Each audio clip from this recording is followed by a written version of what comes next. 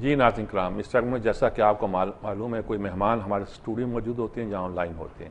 اس وقت اسٹوڈیو میں ہمارے ملک کے ممتاز دانشور تجزیہ نگار رؤوف طاہر صاحب موجود ہیں.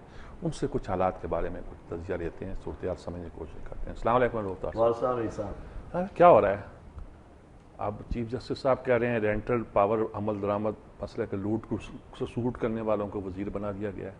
کیمیکل کوٹے پر وزیر اعظم کے بیٹے کو اور ان کو کر دیا گیا ہے، اور ساتھ ہی ان کو دھمکی دی جا رہی ہے انکوائری کرنے والے افسر کو. اخباروں میں آ رہا ہے، ایک تو نا چپ کے بات ہو رہی ہے، اخباروں میں آ رہا ہے کہ وہ کہتے ہیں جی ڈیپوٹیشن پہ بھیجا گیا بندہ، تو اپنی اوقات میں رہ، اور اس کو دھمکیاں دی جا رہی ہیں تو یہ نہیں کر سکتا. کیا قصہ کیا آپ کو؟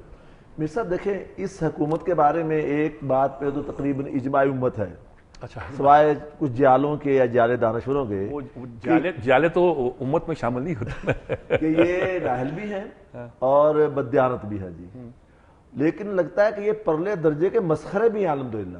یعنی یوسف زائی گیلانی کے بارے میں یہ تاثر ہے، پڑھے لکھے آدمی ہے ماشاءاللہ، ہماری پنجاب یونیورسٹی سے اسی سبجیکٹ میں ایم اے کیا ہے جو ہمارا پیشہ ہے جی. ٹھیک ہے، لیکن الحمدللہ ایسی چھوڑتے ہیں کہ آدمی کو حیرت ہوتی ہے کہ یہ کیا مسخرہ پن ہے. میں دوسری بات کرنا چاہ رہا ہوں، میں کہنا چاہتا ہوں کہ ان دنوں میں خاص طور پر جبکہ وہ ڈٹ کے کھڑے ہو گئے زرداری صاحب کے ساتھ، یہ وہ کہتے ہیں جی اس وقت سارے کیس کیوں کھل کے سامنے آئے؟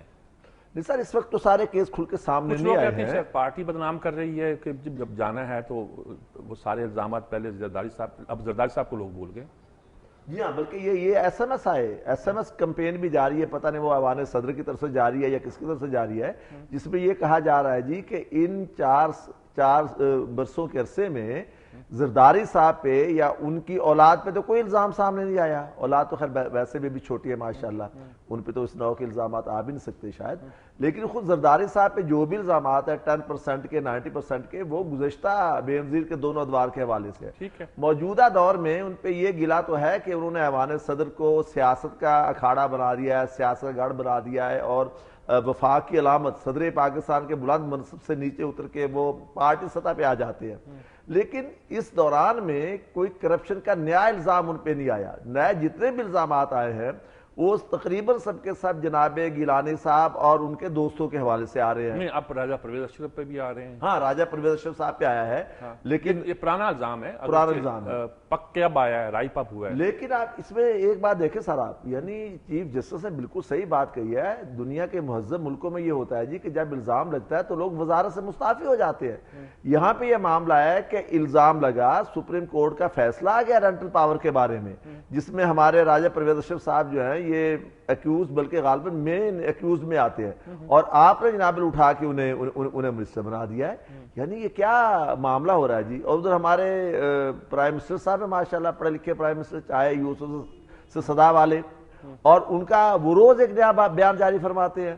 کبھی عوام کے جلسے میں خطاب فرماتے ہیں کہ میں آرٹیکل 6 کے تحت پھانسی کی سزا پاؤں یا 6 ماہ کی سزا لے لوں توہین عدالت میں. کبھی یہ کہتے ہیں جی کہ ہم حکومت میں ہیں اور اس کے باوجود عدالتوں میں دھکے کھا رہے ہیں. بھئی آپ کے بزرگ حضرت علی کرم اللہ وجہ کے بارے میں تو باقاعدہ موجود ہے کہ یہودی کے مقابلے میں وہ عدالت میں پیش ہوئے اور قاضی نے آپ کے خلاف فیصلہ دے دیا ٹیکنیکل بنیادوں پہ، اور آپ نے اسے قبول کیا ہے. یہودی اتنا متاثر ہوا کہ اسے اسلام قبول کر لیا. اور حضور صلی اللہ علیہ وسلم جس کی اولاد ہونے کے یہ دعوے دار ہیں ہمارے یوسف زائی گیلانی صاحب، انہوں نے کہا کہ میری بیٹی فاطمہ بھی جرم کرتی تو اس کے ہاتھ کاٹ دیتا.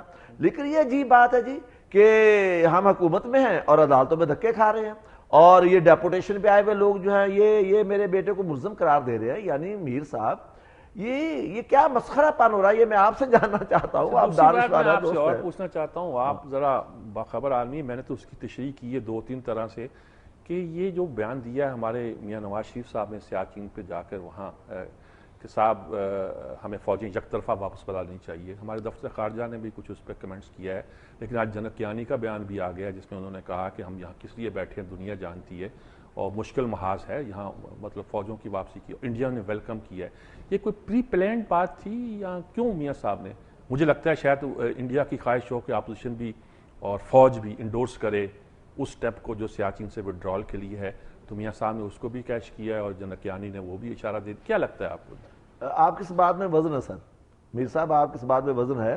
دیکھیے میاں نواز شریف صاحب کے وہاں پہ جانے کا اقدام جو ہے اسے ساری قوم نے اپریشیٹ کیا ہے جی، کہ پولیٹیکل لیڈرشپ میں انہوں نے پہل کی اور وہاں پہ جا پہنچے.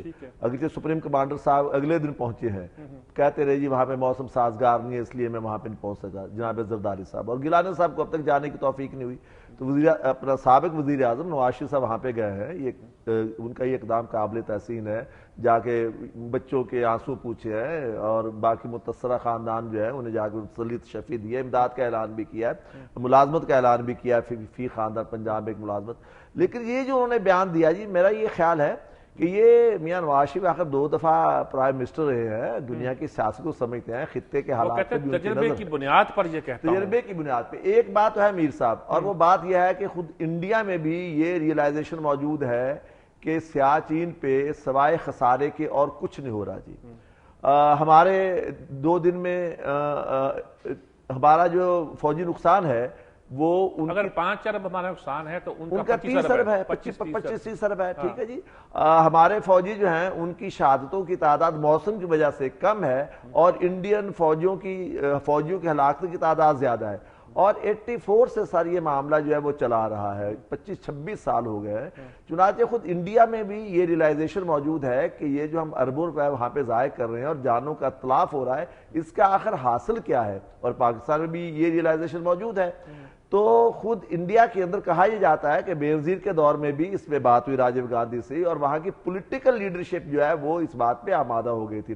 اور بنیا تو آپ کو معلوم ہے جی, وہ تو ایک پائی کا حساب رکھتا ہے, تو وہ اس پہ غور یقیناً کرتے ہوں گے کہ یہ جو اربوں روپے ہم وہاں پہ ضائع کر رہے ہیں. اب انڈیا کے ساتھ بہت سے لوگ بہت سینسٹیو ہیں. ہمارے ہاں گیٹ کھل گیا, دروازہ ہم نے لگا دیا ہے, باب تجارت سمجھ لیجیے اس کو, آزاد تجارت کا.